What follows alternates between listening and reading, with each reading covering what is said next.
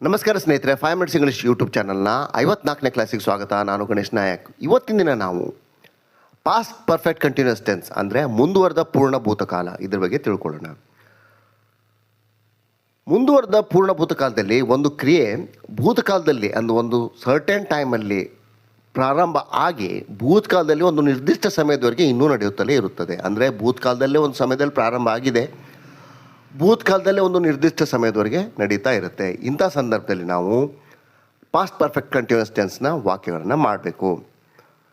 ನಾನು 2 ವರ್ಷಗಳಿಂದ ಕ್ರಿಕೆಟ್ ಆಡುತ್ತಲೇ ಇದ್ದೆ. ಅಂದರೆ ನಾನು ಕ್ರಿಕೆಟ್ ಆಡ್ತಲೇ ಇದ್ದೆ. ಎಷ್ಟು? 2 ವರ್ಷಗಳಿಂದ. ಒಂದು ಟೈಮಿಂದ ಸ್ಟಾರ್ಟ್ ಮಾಡಿ 2 ವರ್ಷಗಳ ತನಕ ಕಂಟಿನ್ಯೂಸ್ ಆಗಿ ನಾನು ಕ್ರಿಕೆಟ್ ಆಡುತ್ತಲೇ ಇದ್ದೆ.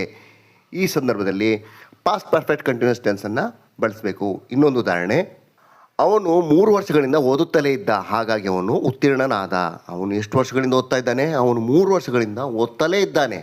ಸೊ ಆ ಕಾರಣದಿಂದ ಅವನು ಸುಲಭವಾಗಿ ಪಾಸ್ ಆದ. ವಾಕ್ಯಗಳನ್ನು ತಯಾರಿಸುವ ನಿಯಮ: ಫಸ್ಟಿಗೆ ಸಬ್ಜೆಕ್ಟನ್ನು ಬರೀಬೇಕು, ಆಮೇಲೆ ಹ್ಯಾಡ್ ಬೀನನ್ನು ಬರೀಬೇಕು, ಆಮೇಲೆ ವರ್ಬ್ 1 ಪ್ಲಸ್ ING ಅನ್ನು ಬರೀಬೇಕು, ನಂತರ ಸಿನ್ಸ್ ಅಥವಾ ಫಾರನ್ನು ಬರೀಬೇಕು, ಕೊನೆಯಲ್ಲಿ ಅಬ್ಜೆಕ್ಟನ್ನು ಬರೀಬೇಕು. ಗಮನಿಸಿ, ಸಿನ್ಸನ್ನು ನಮಗೆ ನಿಶ್ಚಿತವಾದ ಕಾಲ ಗೊತ್ತಿರುವಾಗ ಉಪಯೋಗಿಸ್ತಾರೆ, ಫಾರನ್ನು ನಮಗೆ ನಿಶ್ಚಿತವಾದ ಕಾಲ ಗೊತ್ತಿಲ್ಲದೆ ಇರುವಾಗ ಉಪಯೋಗಿಸ್ತಾರೆ. ಸಾದಾ ವಾಕ್ಯಗಳನ್ನು ನೋಡೋಣ. Positive sentence: I had been learning English for 2 years. ನಾನು 2 ವರ್ಷಗಳಿಂದ ಇಂಗ್ಲೀಷ್ ಕಲಿಯುತ್ತಲೇ ಇದ್ದೆ.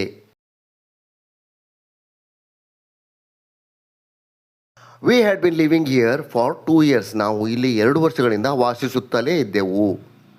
ವಾಸಿಸುತ್ತಿದ್ದೆವು. She had been discussing this since morning. ಅವಳು ಅದನ್ನು ಬೆಳಿಗ್ಗೆಯಿಂದ ಚರ್ಚಿಸುತ್ತಲೇ ಇದ್ದಳು. ಯಾವಾಗ? ಸಿನ್ಸ್ ಮಾರ್ನಿಂಗ್ ಅಂದರೆ ಬೆಳಿಗ್ಗೆಯಿಂದ ಅವಳು ಅದನ್ನು ಚರ್ಚೆ ಮಾಡುತ್ತಲೇ ಇದ್ದಳು. He had been watching television. ಅವನು TV ನೋಡುತ್ತಲೇ ಇದ್ದ. Krishna had been watching us. ಕೃಷ್ಣನು ನಮ್ಮನ್ನು ಗಮನಿಸುತ್ತಲೇ ಇದ್ದ.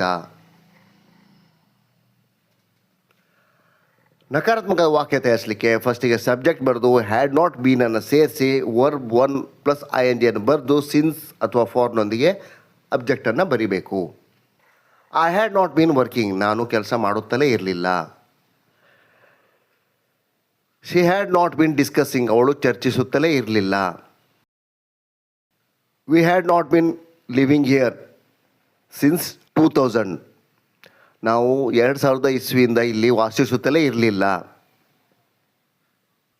We had not been playing cricket for 2 hours. ನಾವು 2 ಗಂಟೆಗಳಿಂದ ಕ್ರಿಕೆಟ್ ಆಡ್ತಾ ಇರಲಿಲ್ಲ. 2 ಗಂಟೆಯಿಂದ ಅಲ್ಲ, 2 ಗಂಟೆಗಳ ಕಾಲ ನಾವು ಕ್ರಿಕೆಟ್ ಆಡುತ್ತಲೇ ಇರಲಿಲ್ಲ. We had not been working all day. ನಾವು ದಿನವಿಡೀ ಕೆಲಸ ಮಾಡುತ್ತಲೇ ಇರಲಿಲ್ಲ. He had not been watching. ಅವನು ನೋಡ್ತಾ ಇರಲಿಲ್ಲ. She had not been eating. ಅವಳು ತಿನ್ನುತ್ತಲೇ ಇರಲಿಲ್ಲ. They had not been discussing since morning. ಅವರು ಬೆಳಗ್ಗೆಯಿಂದ ಚರ್ಚಿಸುತ್ತಲೇ ಇರಲಿಲ್ಲ.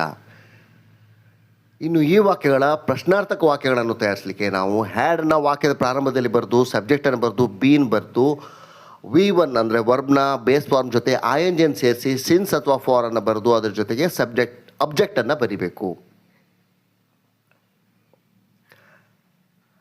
Had you been speaking. ನೀನು ಮಾತನಾಡುತ್ತಲೇ ಇದ್ದೆಯಾ? Had you been watching. ನೀನು ನೋಡುತ್ತಲೇ ಇದ್ದೀಯಾ ಅಥವಾ ನೀವು ನೋಡುತ್ತಲೇ ಇದ್ರಾ? Had they been learning. ಅವರು ಕಲಿಯುತ್ತಲೇ ಇದ್ರಾ? Had it been working.